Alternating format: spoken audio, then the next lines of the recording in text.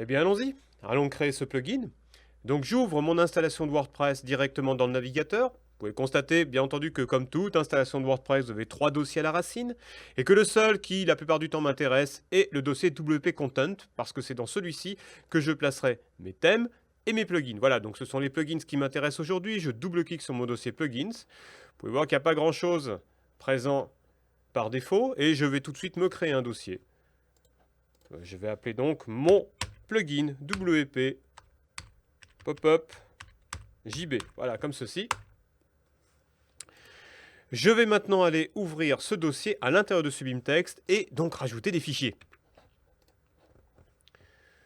Donc dans Sublime Text, je vais faire Project, Add Folder to Project. Ah ben voilà, ça me pointe directement dans mon dossier WP Pop-up JB. Je sélectionne mon dossier. Petit clic droit pour me créer un nouveau fichier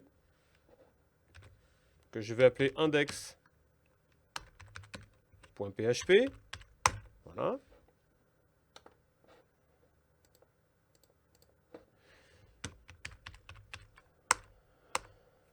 Je me mets tout de suite ma balise PHP et la première chose que je dois faire une fois que je suis donc dans mon premier fichier, dans mon fichier index.php de mon plugin, c'est de créer des commentaires. Voilà. Parce qu'en fait, ces commentaires seront lus après par WordPress. Et oui.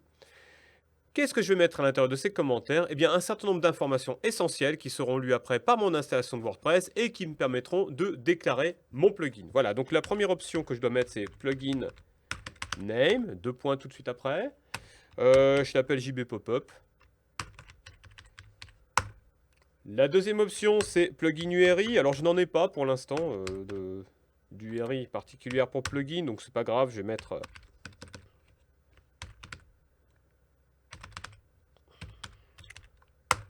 l'adresse de mon site, une description pour mon plugin. Ça sera donc un plugin de pop-up simple sous WordPress. On va le mettre en anglais, bon, on ne le fait pas. Version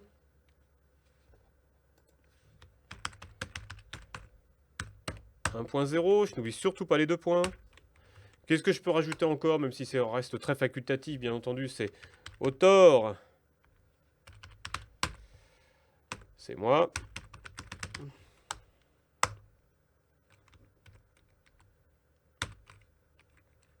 Auteur URI.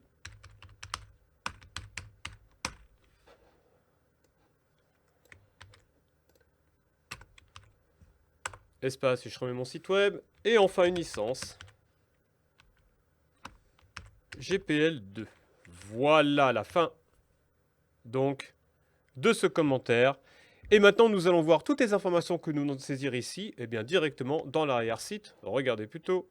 Je vais donc dans mes extensions, j'active ma page et regardez. JB Pop-up, ce que nous avons mis donc dans plugin name apparaît ici. Possibilité. Alors pouf pouf, je reprends là parce que j'ai quand même fait une connerie.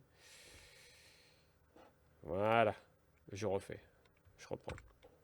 Donc je vais maintenant aller voir sur mon installation de WordPress ce qui se passe. Pouf pouf, je reprends. Je vais donc aller voir maintenant sur mon installation de WordPress comment ces informations ont été prises en compte. Donc j'y vais, j'actualise ma page et regardez effectivement.